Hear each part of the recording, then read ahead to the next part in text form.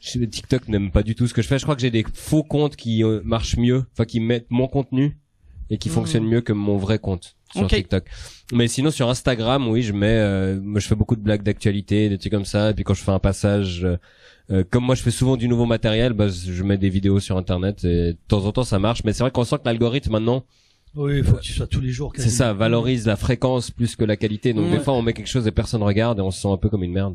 Ça j'aime pas. Ouais, moi mon TikTok, j'ai mis une vidéo il y a 4 ans. Fait que c'est alors c'est pas comme ça exactement que ça marche. C'est pas le même, ouais, c'est ça. Je crois que c'est pile l'inverse. Exact. Mais ouais, puis je te vois souvent sur mon partout TikTok, visiblement dans des endroits où je suis pas, tu me vois. Mais puis j'ai jamais pris la peine de regarder c'est qui poste, mais c'est clair. Ah, tu me vois sur TikTok? Ouais, mais des extraits. Tu sais que t'es une star sur TikTok, hein? Ouais. Je sais pas si tu sais. Je suis fan de quelle voiture, Yann?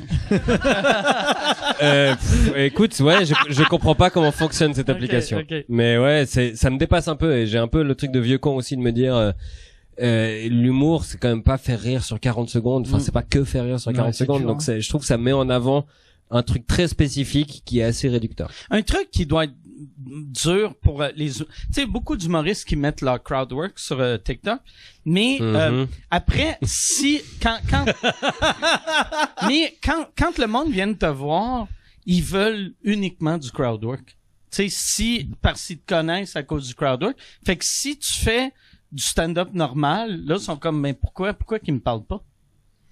C'est le malheur de notre époque, ça. Hein. Mais bien fait pour ces gens. Non, mais si c'est tout ce que tu mets sur Internet, les gens ils vont vouloir ça, c'est normal. Ouais.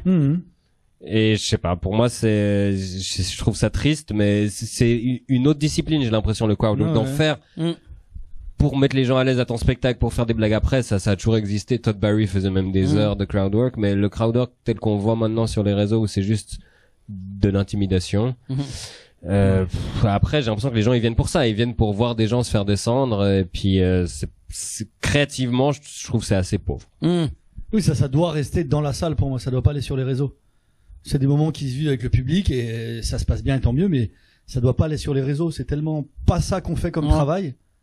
Moi j'ai l'impression que vois-tu, comme là je viens de lancer ma nouvelle tournée au Québec, puis il y a une génération complète qui m'ont juste vu dans le podcast.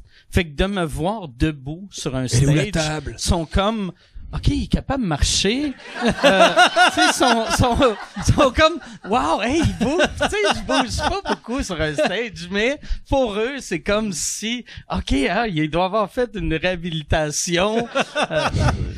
Il y a de quoi de très bizarre. Tu sais, que même j'ai, l'autre fois, je me suis assis sur mon stool et j'ai senti le tiers de la salle un peu soulagé. C'est Mike Ward. Ils m'ont connu. Ah oui, c'est lui.